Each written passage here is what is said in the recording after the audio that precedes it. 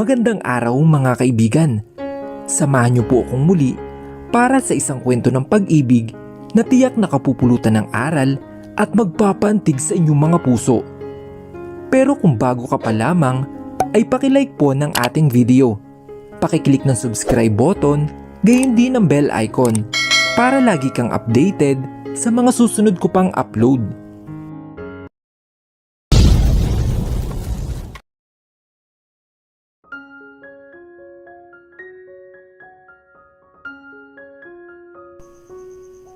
Minulat ni Kisha ang mata niya at sumalubong sa kanya ang puting kisame. "Anak, gising ka na," sabi ng mama ni Kisha dito na ikinatango naman ito. Agad na kumuha ng tubig ang ginang dahil iyon ang bilin ng doktor sa kaniya na kapag ito ay nagising ay painumin agad siya ng tubig. Agad na uminom si Kisha dahil uhaw na uhaw siya. Nang makainom ay sumandal agad siya sa headboard ng kama. "Mama, nasan po ang mga anak ko?" tanong ni Kisha na kinangiti ng mama niya. "They are so healthy, Kisha. Nakita ko sila kanina at kamukhang kamukha mo yung babae. Yung lalaki naman ay napakagwapo. Sa tingin ko ay kamukha siya ng daddy niya." Napangiti naman si Kisha dahil sa sinabi ng mama niya. At magsasalita na sana nang bumukas ang pinto at pumasok doon ang dalawang nurse na bitbit ang anak niya. Nabuhayin si Kisha doon at nananabik na hawakan ng mga anak niya. "Eto na po ang mga babies nyo," sabi ng mga ito at ibinigay kay Kisha pareho. Hindi na napigilan ni Kisha ang pagluha niya. Sa sobrang saya niya na makita ang mga anak niya. "Mama, look at them. They are so gorgeous," umiiyak na sabi niya na ikinangiti ng mama niya at pinunasan ang luha ng anak. "Tama ka anak, pero huwag ka nang umiyak, okay?" Tumango naman si Kisha at kinuha ng mama niya ang babae. "Ma'am, pwede ko na po bang malaman ang pangalan ng mga bata? Para maisulat na sa birth certificate nila." Napatingin si Kisha sa mga nurse at saka tumango. Matagal na siya nakaisip na pangalan kung ito ay magiging lalaki o magiging babae. And to her surprise, magagamit niya pala ang dalawang pangalan na iyon. Dapat noon pa lang ay napansin na niya ang pagkamalikot ng mga bata sa tiyan niya. Ang akala niya ay sadyang malikot lang ang isang baby na nasa tiyan niya, pero dahil pala dalawa sila. Gusto sana niya na apelyido ng mga ama ng mga bata ang gamitin ng mga ito. Kahit pa na hindi magiging sila ng lalaki, ay may karapatan pa rin ang anak niya na makuha ang apelyido ng ama nila dahil silang dalawang gumawa nito. Pero dahil nga hindi naman niya kilala ang lalaki, ay napilitan siya na apelyido niya lang ang gamitin. Tumingin muna siya sa mama niya at saka tumango ito. Tumingin siya sa mga nurse at saka ngumiti. Ang babae ay Stephanie De La Torre at ang lalaki naman ay si Ethan De La Torre. Nakangiting sabi niya na ikinangiti din ng mga nurse. "Ang ganda naman po ng mga pangalan nila." Napangiti naman si Kisha dahil sa sinabi ng nurse at saka tumingin kay Ethan. Tulog na tulog ito sa bisig niya at tila alam na alam siya na may hawak sa kaniya. Naupo naman sa tabi niya ang mama niya, kaya napatingin siya sa anak niyang babae. "Kamukha ko nga siya, mama." Nakangiting sabi niya na kinatango ng mama niya. Nagpaalam ng mga nurse at naiwan sila doon na binabantayan ang mga batang mahimbing na natutulog. Ilang oras ang lumipas ay napatingin sila sa pinto nang biglang bumukas iyon. "OMG! Nasa na? Nasa na mga inaanak namin?" Sigaw na sabi ni Jelay na ikinagulat ng dalawang sanggol at sabay nag-iyakan. Nagulat naman ang mga bagong dating dahil dalawang boses ang narinig nila. "Jelay, ang ingay mo talaga kahit kailan. Pinayak mo ang mga anak ko," sabi ni Kisha at pilit pinatatahan ang dalawa na hawak-hawak niya. "Kisha, kambal ang anak mo?" Gulat na sabi ni Eliza at lumapit din ang iba na hindi makapaniwala. Kamukhang kamukha mo yung babae, Keisha. Sabi ni Justin na ikinangiti naman ni Keisha. Pwede ko ba siyang buhatin, Keisha? Tanong ni Alyssa na ikinatango naman niya at binigay si Ethan. Ako din, bubuhatin ko yung babae. Masayang sabi ni Jelay. Ayusin mo, Jelay, ha? Kapag ang anak ko nalaglag, tingnan mo. Sabi naman ni Keisha. Oo naman, ano ka ba?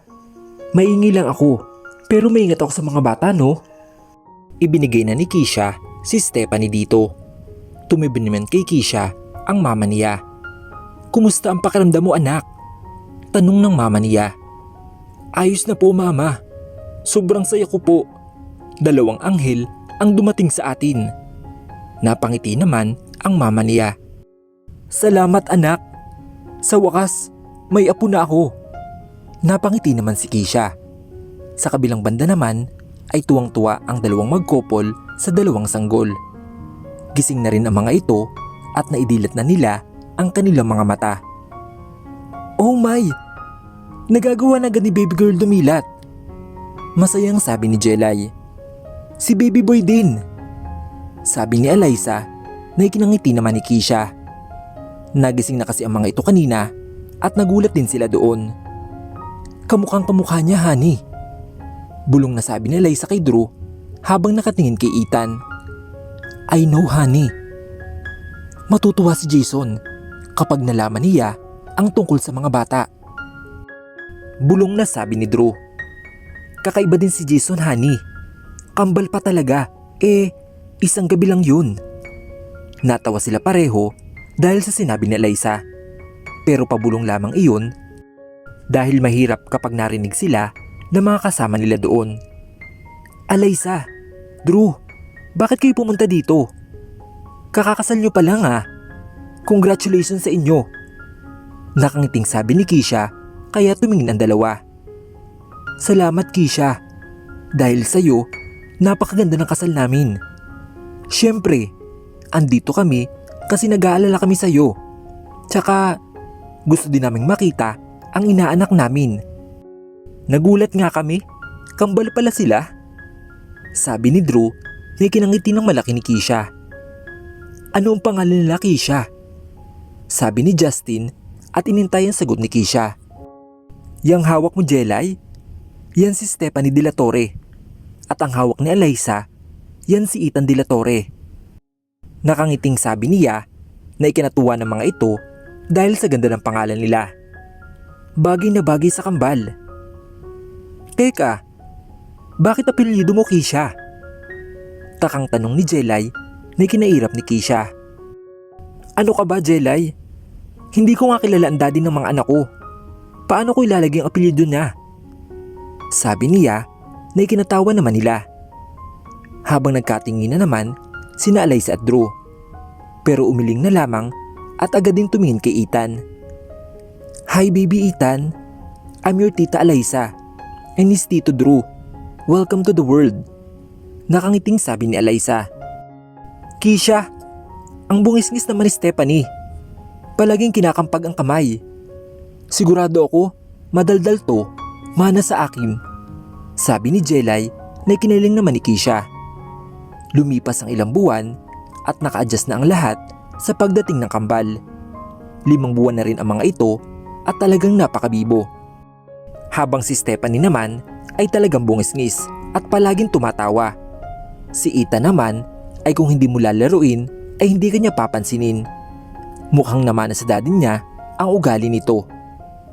Nasa mall sila kasama si Alyssa at Drew. Tapos na rin ang 2 buwan na honeymoon ng dalawa.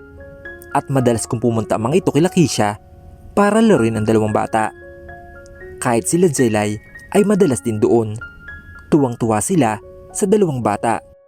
Nasa stroller ang mga ito ngayon at magkadikit. Kanya-kanyang laro ang 2 doon. Habang sila Keisha, Alyssa at Drew ay nagkikwentuhan. Pansin na pansin ng mga tao ang 2 kambal dahil sa sobrang cute na mga ito. Parehong matangos ang ilong. Si Stephanie ay mamula-mula ang pisngi, pati na din si Ethan. Mapuputi ang mga ito. Talagang pareho sila na maganda at gwapo. Ngunit sa kalagitnaan ng kanilang paglalakad ay nanlaki ang mata ni Alyssa nang may mahagip ang mata niya na agad na bumulong kay Drew. "Honey, si Jason, padaan dito." Nagulat din si Drew at napatingin kay Jason na walang emosyon na naglalakad. Huminto na sila sa isang bench at si Keisha naman ay nilalaro ang dalawang bata.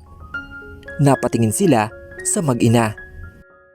"Alyssa, wag na wag mong papalingunin si Keisha. Kilala ko si Jason. Walang pakialam sa paligid yan. Pero baka kapag nahagip niya si Keisha ay titigil yan. Baliw na baliw yung kay Keisha." Sabi ni Drew at agad tumango si Alyssa at lumapit kay Keisha. Magkasama lang nilalaro ang dalawang bata habang si Drew naman ay biglang nagtago. "Hindi pa ito ang tamang oras na makikita mo sila, Jason. Ayusin mo muna ang gulong meron ka." Sabi ni Drew sa sarili niya na alam niya kung anong meron sa binata. Kaya kahit sa ngayon ay ayaw niyang madamay ang mag-ina sa gulong iyon. Sinundan niya lang ng tingin si Jason na papalayo sa kanila at nakahinga ng maluwag nang mawala na ito.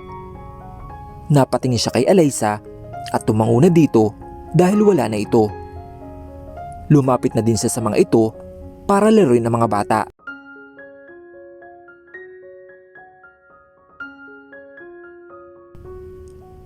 Tatlong taon na ang lumipas mula nang manganak si Keisha. At ngayon nga ay malalaki na ang dalawang bata na kahit 3 taon pa lang sila ay kaya na nilang magsalita at parang isang 10 years old kung mag-isip. Marahil ay namana nila sa mga magulang katalinuhan at dahil na rin palagi silang kinakausap ng mga nakapaligid sa kanila. Ang mama ni Keisha ay tuwang-tuwa sa kambal at wala nang masasaya sa kaniya lalo na makapagsalita ang kambal. "Mommy! Kuya Ethan are teasing me again!" Sigaw na sabi ni Stephanie mula sa sala. Nasa kusina kasi si Keisha kasama ang mama niya habang ang dalawang bata ay nasa sala at masaya naglalaro.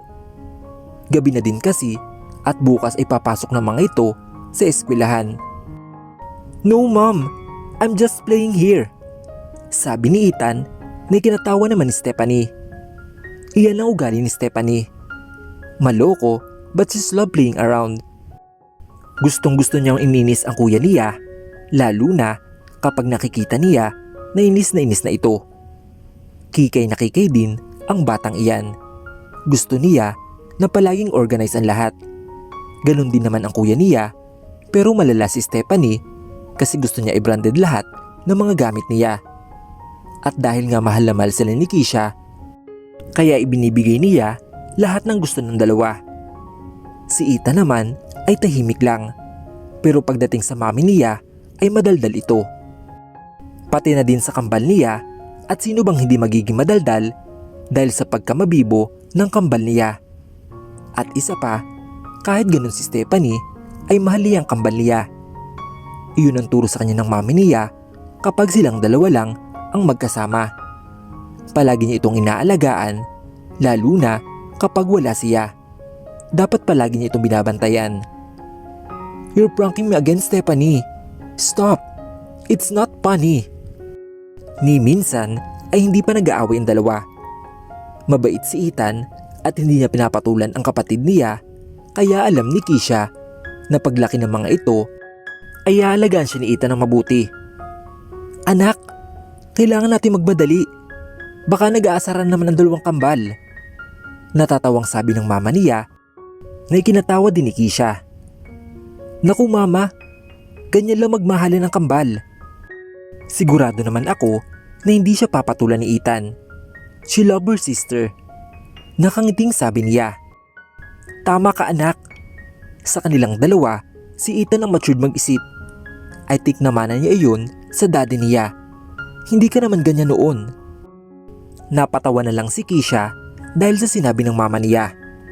Habang lumalaki ang kambal, ay nagtatanong na ang mga ito tungkol sa daddy nila. Siyempre, dahil mahal ni Keisha ang kambal, ay sinabi niya dito ang totoo. Kinuwento niya ang lahat at naiintindihan naman iyon ng dalawang kambal. Naiyak pa nga si Keisha dahil hindi niya inakala na maiintindihan iyon ng 3 taong gulang. Napakaswerte niya sa mga anak niya. Sa mga lumipas na taon ay nawawalan din siya ng pag-asa na makita pang muli ang ama ng mga anak niya. Alam niya sa sarili niya na kahit isang gabi lang sila nagkasama ng lalaki ay may puwang na ito sa puso niya. Sa una pa lang naman ay alam na niya na safe siya kapag kasama ito. Isa din iyon sa dahilan kung bakit ibinigay niya ang lahat-lahat sa lalaki. Pero sa ngayon ay hindi niya muna iniisip ang ganoong bagay. Lumaki na ng tuluyan ang company niya at matunog ng pangalan nito. Nakapagpatayo na din sila ng maraming branch at may mga ongoing na din sa ibang bansa na mas ikinasaya ni Keisha. Wala na siyang may hiling pa sa ganitong sitwasyon. Kasama na niya ang anak niya at ang mama niya. Kontento na siya kasama ang mga kaibigan niya at pamilya niya. Kinabukasan ay maagang nagising ang kambal dahil sa excited pumasok at hinatid niya ang dalawa doon. Pagdating niya sa office ay sumalubong sa kanya si Eliza kasama si Jelay. Kinasal na din si Jelay, 1 taon ng mga anak siya at eto na nga parehong buntis ang dalawa. Natawa pa nga si Keisha dahil pinagplanuhan daw yun ng dalawa. Sa tawa pa lang nila ay mukhang pinagplanuhan nga nila kaya napailing na lang si Keisha. Oh, anong ginagawa ng dalawang buntis dito? Tanong ni Keisha at naupo sa upuan niya. Wala lang, naboboard lang kami sa bahay. Pupunta kaming mall. Sasama ka ba? Sabi ni Eliza. 4 na buwan na nabuntis ang dalawa. Ano ba kayo? Alam niyo naman busy ako. Sabi ni Keisha habang nagbabasa ng mga papeles. Magsasalita na sana ang dalawa nang kumatok ang sekretarya ni Keisha. Miss Keisha, may meeting po kayo mamayang 10 at may lunch meeting din kayo. While mamayang hapon naman ay may meeting din kayo ng 2 at 4. Sabi nito na ikinatango ni Keisha. Thank you for informing me. Update me later na lang bago ang meeting. Baka kasi makalimutan ko. Tumango naman ito at saka lumabas na. Napatingin siya sa mga kaibigan niya. See? Full ang schedule ko. So kayo na lang. Magpasama kayo sa mga asawa nyo. Sabi ni Keisha na ikinareklamo ng dalawa. Kaya nga kami andito. Dahil ikaw ang gusto namin kasama. You're always saying that you're busy. Sabi naman ni Jelay. Napabuntong hininga si Keisha. Guys, I'm sorry, okay?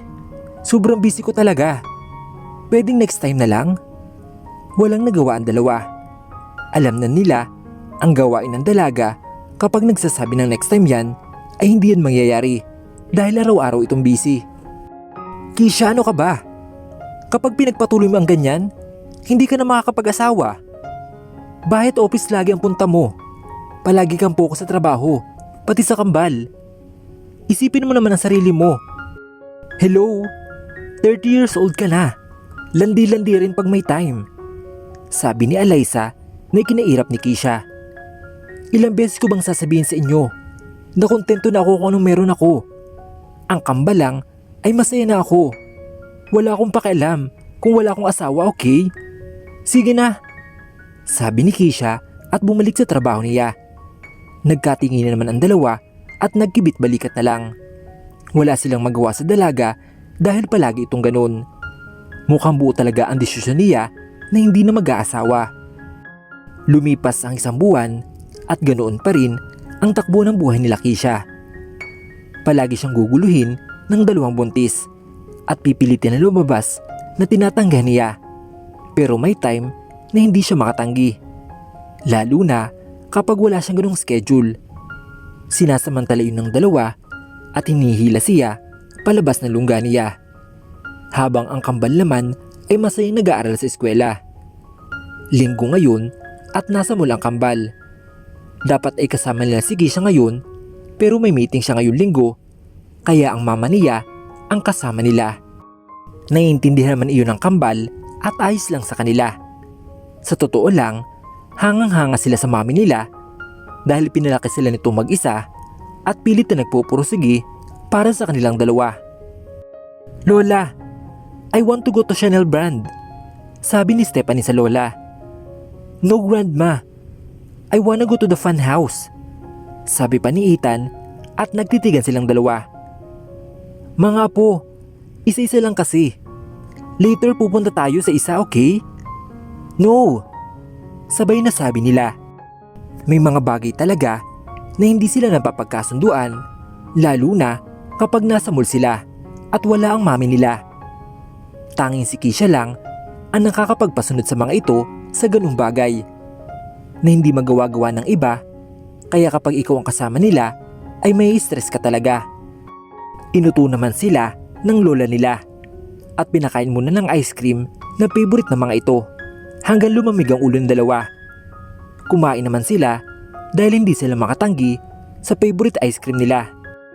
Kausap ng mama ni Keisha si Ethan nang dahan-dahang umalis si Stephanie papunta sa Chanel brand.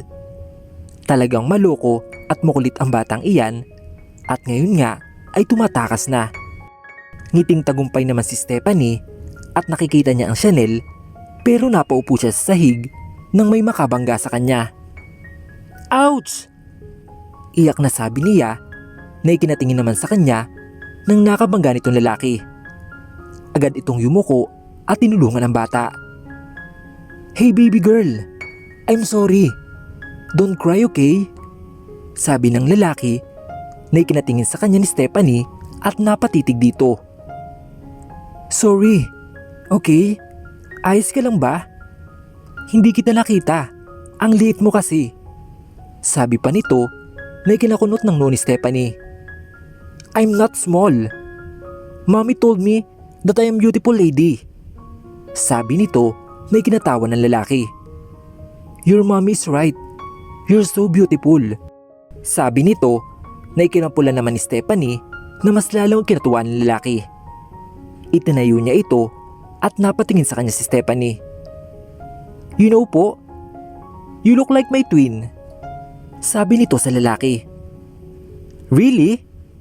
Well, marami tayong kamukha sa mundo, so that's natural. Pwede ba akong magtanong? Do you have any older sister? Cause I remembered someone special to you. You really look like her," sabi ng lalaki na ikiniling naman ni Stephanie. "Wala po eh." Napatango naman ang lalaki. "Stephanie!" Napatingin sila sa mama ni Keisha na papalapit sa kanila. "Stephanie, anong sabi sa'yo ni mami mo? Di ba? Na wag po akong lalayo sa inyo, lola. I know naman po, but kuya is hard-headed. I know that he will not let me to go first." Putol na sabi ni Stephanie sa lola niya at ang lalaking nakabangga kay Stephanie na si Jason ay tumayo na. Nakangiting tumingin sa bata. Tuwang-tuwa siya dito dahil napakabibo nito. Lalo na at naalala niya ang babaeng mahal niya dito dahil kamukha niya ito. "Kahit na, Stephanie, paano kung napahama ka? Do you want your mommy to get worried to you? Ha?" sabi ng lola niya na ikinayuko nito. Napabuntong hininga na lang ang ginang at napatingin kay Jason. "Naku iho, pagpasensyan mo na ang apo ko," sabi nito sa kanya na ikinailing ng lalaki. "No, it's okay.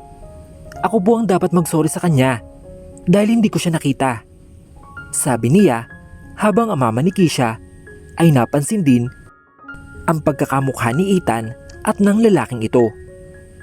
"Kamukha mo ang kambal ni Stephanie," sabi nito na ikinangiti ni Jason.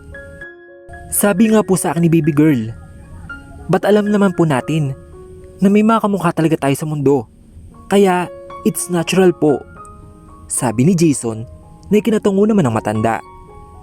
Nagpasalamat na siya sa lalaki at niyayang umalis si Stephanie. "No lola, I don't want to go there. Kuya will enjoy it and I'm not," maktol na sabi nito na ikinakamot naman ng lola niya sa ulo at hindi niya alam ang gagawin sa kambal na ito. "If you want po, ako na lang ang sasama sa kanya sa pupuntahan niya," Sabi ni Jason na ikinatingin sa kanya ng ginang. Don't worry po, hindi po ako masamang tao. Aalagaan ko po ang anak nyo, peace offering ko na rin po sa kanya dahil nabangga ko siya. Sabi nito at kita naman ng mama ni Keisha na hindi ito masamang tao. Lalo na at nakasuot pa ito ng business suit. Ang inaalala niya ay baka nakakaabala na sila dito. Naku, iho, hindi na. Pupunta ka pa ata sa meeting. No, I insist. Huwag po kayong mag-alala. Ayos lang po sa akin. Nakangiting sabi nito na ikinatili ni Stephanie. Lola, payag ka na. Sige na. Para mabalikan niyo din po si kuya doon. Napaisip naman ang ginang at kalaunan ay tumungo din ito. Alam niyang ligtas ang apo niya sa lalaki dahil ramdam niya. Yay! Let's go na po! Sabi ni Stephanie kaya binuhat naman siya ni Jason. Magkita na lang tayo doon sa may bench. Doon mamaya iho, okay? Sure po. Babantayan ko po siya ng mabuti. Sabi nito at umalis na sila. Thank you po. Ano pong pangalan ninyo? I'm Jason. Jason Safanta. But call me Tito Jason na lang. Napangiti naman si Stephanie.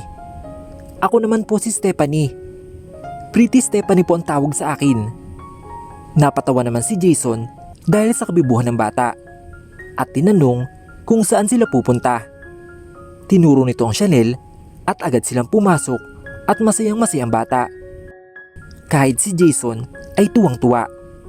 Binili niya ang lahat na magustuhan nito. Nag-alangan pa nga si Stephanie noong una pero nag-insist si Jason kaya masayang pumili si Stephanie. Habang ang mama ni Keisha ay tsaka lang naalala na wala nga pala siyang naibigay na pera sa lalaki at alam niyang mamimili ang apo niya kaya agad siyang lumabas sa funhouse at sinabihan si Ethan na maghintay doon. Pero pagpunta nila sa may bench ay nakupo ang dalawa at kumakain ng ice cream. Nakita niya din ang maraming paper bag sa baba. Stephanie, nagpabili ka ng ganyang kadami sa kanya? Bungad niya dito na ikinangiti ni Stephanie. Yes po Lola. He insisted, kaya wala po akong nagawa. Masayang sabi nito na ikinatingin sa binata ng ginang. Don't worry po, ayos lang po yun. And aalis na po ako. I'm a bit late na rin kasi. Pero sa totoo lang, ay sobrang late na talaga niya. Pero dahil gustong gusto niya ang bata, ay hindi niya pinansin ang oras. At talagang nag-enjoy siya kasama ito. Lalo na at naisip niya na parang kasama rin niya ang babaeng mahal niya. Naku iho, pasensya ka na talaga sa abala ha. Nakalimutan ko pala ikaw bigyan ng pera kanina. It's okay lang po. Tumingin si Jason kay Stephanie. Bye pretty Stephanie. Huwag ka nang lalayo sa lola mo, okay? Baka mapano ka na sa susunod. At huwag ka na din makikipag-away sa kuya mo. Yes po. Thank you po Tito Jason. Masayang umalis ang lalaki at naiiwan na maglola doon. Pinuntahan kalaunan si Ethan na nagulat din sa dami ng Chanel items na dala ni Stephanie. Ngunit wala na silang nagawa pa. Dahil doon, namasyal na lamang sila at matapos ang ilang oras ay umuwi na din ang mga ito.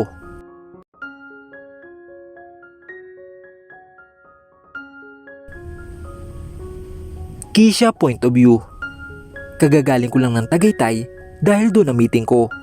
Sa sobrang pagod ko, pagdating ko sa bahay ay nahiga agad ako sa sopa. Ay no, tulog na ang dalawa. Hindi na din ako nag-abala na bukasan ng ilaw dahil baka mahalata pa ni Mami na dumating ako. 10:00 na ng gabi kaya nagpapahinga na sila. Mami? Napaupo ako sa sopa dahil sa narinig ko. Dali-dali akong pumunta sa switch ng ilaw. At doon ko nakita si Stephanie sa itaas ng hagdan. At sara pa ang kabilang mata at kinukusot naman ang kabila. She's so cute. Baby, bakit gising ka pa? 10:00 na. Sabi ko dito at lumapit sa kanya. Binuhat ko naman siya papunta sa sopa. I actually waiting for you, Mommy. But I fall asleep. Then I heard the engine of your car, so I woke up. Napangiti naman ako dahil sa sinabi ni Stephanie. These twins are so clingy to me and I love it. Why are you waiting for me, baby? Tanong ko at nakita ko naman na nabuhayan siya dahil mukhang naalala niya ang pake niya. I met someone on the mall, Mommy. He's so kind. He also buy me everything I want. Napakunot naman ang noo ko dahil sa sinabi niya. He? Lalaki? Sino siya? Di ba sabi ko sa iyo, anak? Huwag kang makikipag-usap sa hindi mo kilala. Nakita ko naman na nawala ang ngiti sa mukha ni Stephanie. Ayoko na nakikita silang malungkot, pero mas lalong ayoko na napapahamak sila. Mas okay na yung ako na lang kaysa mga anak ko.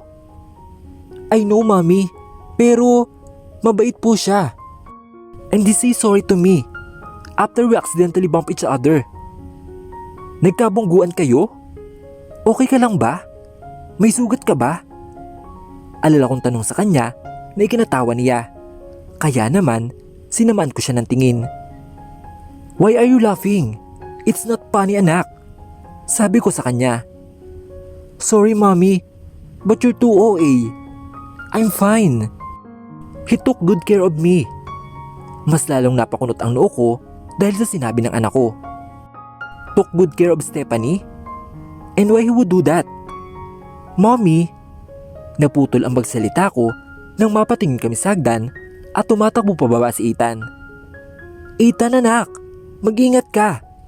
Sabi ko, pero makulit talaga. Kaya hindi ako pinansin at niyakap ako na makadating siya sa akin. Napapigit naman ako sa yakap niya. I miss them both. Maghapon din akong wala sa bahay. Sorry, Mommy, but I miss you so much. Sabi ni Ethan na ikinangiti ko naman. Naupo siya sa kabiling hita ko at sa kabila naman si Stephanie na nakangiti lang din sa amin. It's okay, Ethan, but next time, don't do that again, okay? Sabi ko at tumango naman siya. By the way, bakit pati ikaw ay gising? Kasi po, Mama, wala po si Stephanie sa bed niya, kaya po bumaba ako. Sabi niya na masikinangiti ko naman. Anak? Napatingin kami sa taas at gising na din si Mama. Ano ba yan? Bali wala lang tahimik kong pagpasok. Lahat na sila ay gising eh. Ma? Pati ikaw gising na din? Sabi ko na ikinatawa nilang tatlo. Naupo si Mama sa tabi ko at kinandong niya si Stephanie. Mama? Totoo ba yung sinasabi ni Stephanie? Sino yung lalaki? Tanong ko sa kanya. He's Tito Jason. Oo. Kasama niya si Stephanie anak kanina. Alam ko na mabait siya, kaya pinagkatiwalaan ko ang anak mo. He's wearing a business suit, so sabi ko, baka may meeting pa siya. But he insisted, kaya ayun, sumama na si Stephanie. Nagtaka nga ako eh. Madami siya binili kay Stephanie. Napatango naman ako sa sinabi ni Mama. That's true, Mommy. She has a lot of Chanel now. Nanlaki ang mga mata ko dahil sa sinabi ni Stephanie. Chanel? It's branded. Chanel? Mahal yun, baby. Bakit naman dinamihan mo? Gulat na tanong ko kay Stephanie. But Mommy, he insisted kasi eh. He's just like you, Mommy.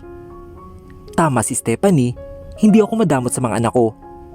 Kung ano ang gustuhin nila, ay ibibigay ko. Pero tunuruan ko sila na sa akin lang yun. Ako lang ang hihingi nila ng madami kasi Mommy nila ako at wag lang sa ibang tao. Did you enjoy yourself with him? Tanong ko na mas ikinalaki ng ngiti niya. Of course, Mommy. I hope we meet again. Sana makilala mo siya, Mommy. Ang bait po ni Tito Jason. Nakangiting sabi ng anak ko.